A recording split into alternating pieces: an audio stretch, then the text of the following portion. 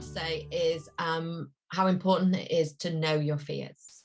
So the wonderful thing is you guys are all on this workshop, so you are aware of the importance of asking the question, is it my fear or is it my instinct? Now, I wasn't aware of the importance of asking that question to begin with. I didn't even know it was a question. I just thought it was my instinct that was telling me to leave.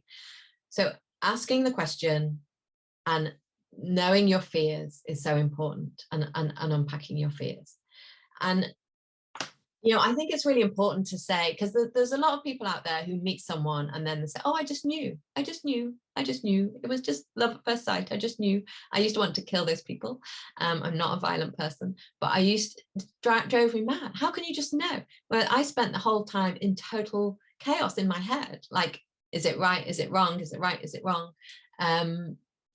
So it's also important to know that for some of us, it's not going to feel like, oh, I just knew. It's not going to feel like that. And if you are holding out for that, then I think you are sabotaging yourself. If you're someone like me who struggles with indecision and childhood wounds.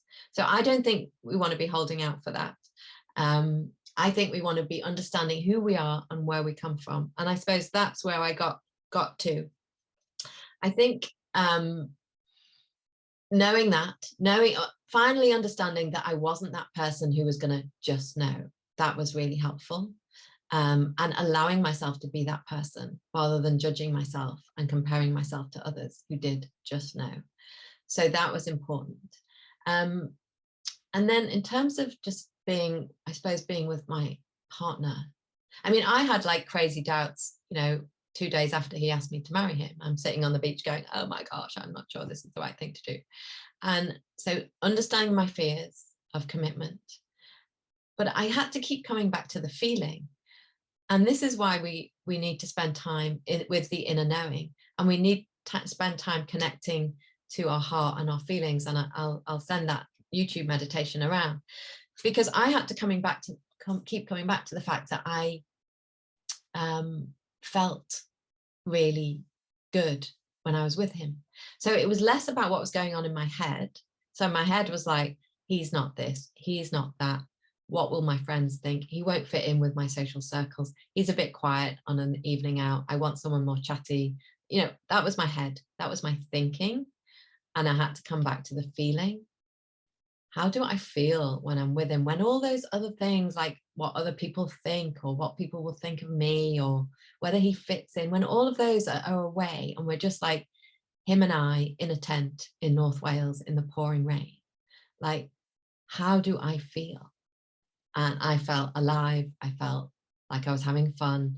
I felt safe. I felt happy. I felt free. I felt at peace in that moment. And then what happens, and this often happens actually in sort of long distance relationships, then what happens is you spend a little bit of time apart and our thinking head kicks in and we think, oh, well, that wasn't that good. And actually he's not this and he's not that and he's not that. And then I'd spend another weekend like camping with him or doing whatever we did. And I just have that feeling of, this feels like home.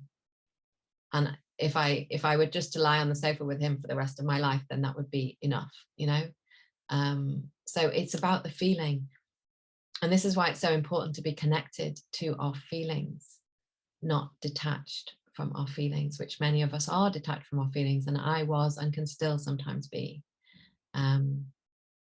So knowing your fears, understanding and having compassion for you as a person, for where you've come from, for your challenges, understanding that you might not be someone who will just know, and giving yourself compassion for that. Taking your time, proceeding slowly, and staying connected to your feelings and trying to switch off the thinking a little bit. I think that's how it worked for me.